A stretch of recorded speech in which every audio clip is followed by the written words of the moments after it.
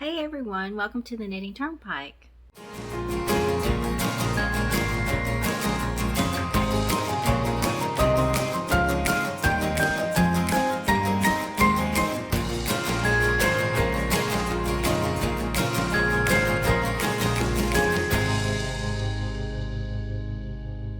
Turnpike. My name is Gina Pike. I am so happy that you're here today with me. Today we have a special Tag Your It type of video series. I was tagged by the lovely and talented Linda Simpson. If you guys are not familiar with Linda, which I'm pretty sure most of you guys are, if you aren't though, please go check out her channel. She's a knitter, crocheter, makes beautiful projects. I will have her channel link down in the description box below. Thank you, Linda, for tagging me. This video series there's 10 questions, and this is all about traveling and what do you do when you travel about your crochet and your knitting, and or both. So there's 10 questions. I'm going to read them. I did not write them down or print them out, so I'm just going to kind of read them. Please excuse me looking over to the side, but let's go ahead and just get into this. The first question is, do you take your project with you? Yes, I do like to take projects with me. I am one of those people who like to overpack things. When I first started knitting and crocheting and would travel, I would take way too many projects with me. Like I'd probably have about 10 different projects I'd carry with me and work on maybe 2. So I've gotten better about it as I've gotten older. Take the one project I'm currently working on or 2, but I used to take as many as I could, and it would be just not smart. So the second question is, do you crochet or knit in the car? Yes, I have been known to crochet and knit in the car, but not like the shawls with the beads. I can't do that in the car because I have to kind of spread out. I have to have my beads over here to the side with my hook, crochet hook, and then I have to have my pattern. So I need a little bit of space, and my car seat doesn't allow that. So I do not do that type of knitting in the car. But if it's something simple, I will do that in the car. Let's see, number 3, what hooks or needles do you take with you? I usually take the one that I'm working with if I can. Let's see. Hold on one second. I think, yeah, there is a question about the plane, and I think I'll answer that one then. So I usually just take the hooks and crochet that I am working on. I do take a crochet hook when I'm knitting because I'll use it to pick up stitches. I usually carry some DPNs to use in place of a cable needle if I need a cable. It depends on the project I'm working on, but I look at the project, I try to think about the things I might need, take some scissors, things that you might need for that one project or 2 that you carry. So it's the project dependent, but I do try to plan around that.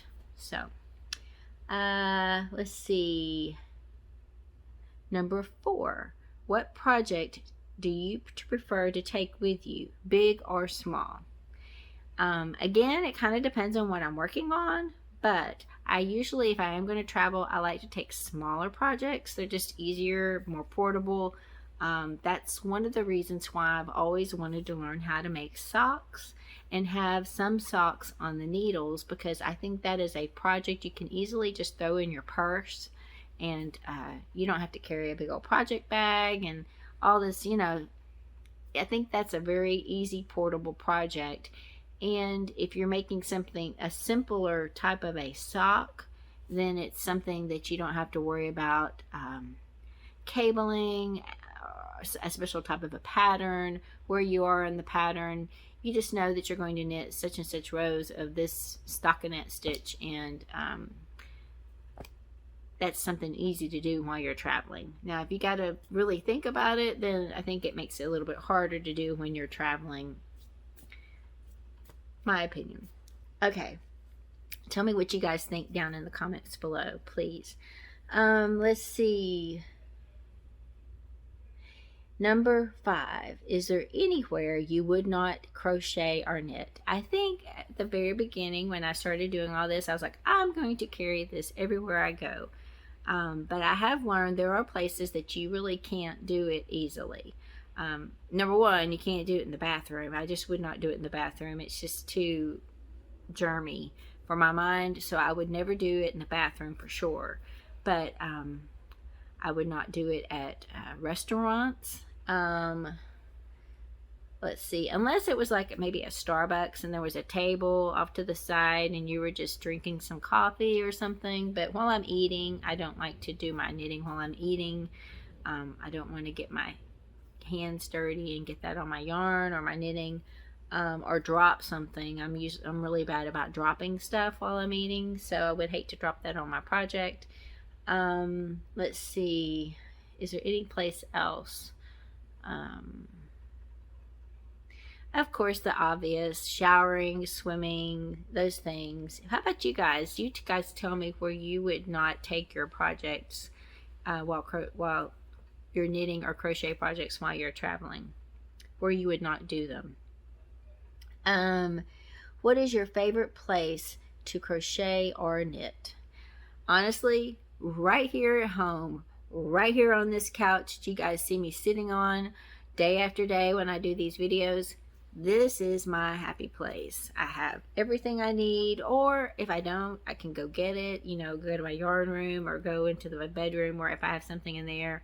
I have all my tools on I got like a little table right here with all my little stitch markers, my scissors, my needles, my highlighters, my pencils, my pens, and then I have my pattern right here. I can spread out. Home is really the best place for me to be to crochet. I'm kind of a homebody. This is kind of an interesting tag for me to do. I don't really get out a lot of the house. I don't get out of the house a lot. When I do get out of the house, I'm mostly going to a grocery store or to a doctor's office. Yeah, so I don't really get out a lot, but I have traveled before, and I would love to still travel some. We just really haven't lately, and especially with COVID, it really has kind of put a cramp into our style. Let's see. Number 7, do you have a bag you like to use for projects when you travel?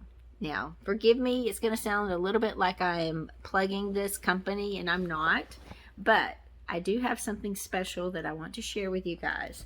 For Christmas 2 years ago, I got this gorgeous bag from Namaste, and I believe my husband bought this at Jimmy Bean's Wools. I asked for it for Christmas, and he's so sweet. He always supports me. I like this bag because it is so big. Look at this bag.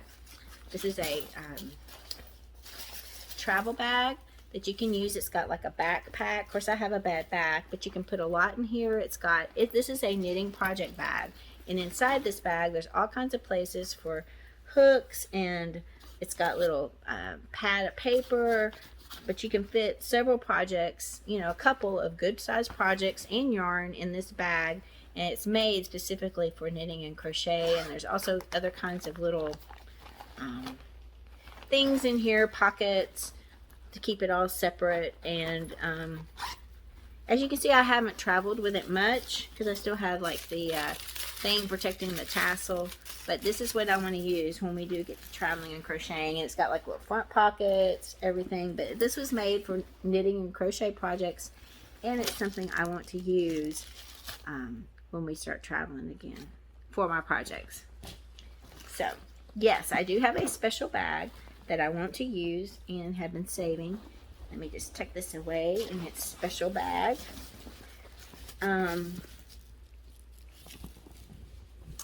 Okay, the next question is, do you like to take a paper copy or one on a tablet, phone, etc.? Okay, for me, and I know all you people who are about save a tree are going to hate me, but I always print my patterns. I'm just old school. When I do my patterns, I write all over them. I don't know if you guys can see this. I'm trying to hold it upside down so you can't read the pattern, but I write on the patterns.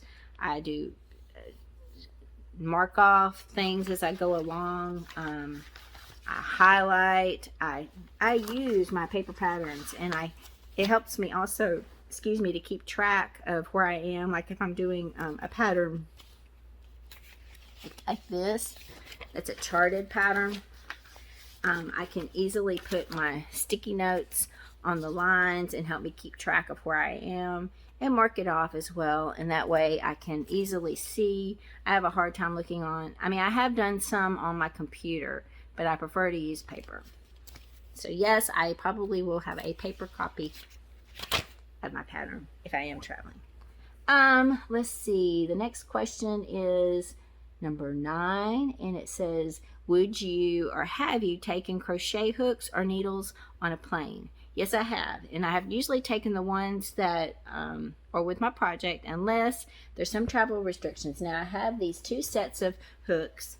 They're by Denise Interchangeables, and it's from www.knitdenise.com, made in the USA. This is my crochet hook set, and they're all plastic. This is a knitting needle. I'm sorry, I said crochet hook. This is a knitting needle set. They're all interchangeable, and they've got different sizes, but they're all plastic knitting needles. And then they have a crochet hook, which is expandable as well. This is the crochet hook set that I have. And these would be the ones that I would use for traveling if I, was going to start a project and didn't have hooks already designed for it. But they're all plastic, blunt ends, and interchangeable as well. So I would probably carry those on for traveling. Let's see, number 10. Where's the weirdest place you've ever crocheted or knitted on your travels? Okay, like I said, I haven't traveled a lot. I think the weirdest place that I've ever knitted or crocheted was at the doctor's office. When I first started doing all this stuff, I remember there was one time I was working on this project. It was a knitted shawl, had beads, everything, and I was waiting for a doctor. This doctor is notoriously late, always, and I knew I'd be sitting in the waiting room for an hour. Even after they take you back, I wait an hour in his little room before he even comes back into that little room. So I was like, I'm going to take my project. And so I spread my beads out, had my knitting going. And of course, I'm right in the middle of something. Beads, doctor comes in, and I'm like, you need to wait. I got to finish my stitch. And he wasn't too happy about it, but he waited. I finished it, and I was like, I can't do that again, because that was kind of rude. And it was a big old mess, because I had everything spread out. I had to kind of gather it all up, and surprised I didn't lose stitches by just quickly putting it all together in my bag. But I won't do that again. But that's probably the weirdest place. I was just in the waiting room already to see the doctor, and had everything all spread out, and he came in right at the wrong time. So those are all the questions. I would love for you guys to answer them. If you're not a creator and you're just, someone who watches about knitting and crochet, please answer these questions down in the comments below. I'd love to hear your answers to these questions and what you guys do when you travel and have your knitting and crochet with you. Also, you do this part of this series is tagging some people. I like to tag people I've never tagged before. So I'm going to tag 4 channels that I've never mentioned before. This first channel, I'm sure you guys all know her and love her. I'm going to tag D Thompson, Granny D, Knit and Purl with Granny D Thompson.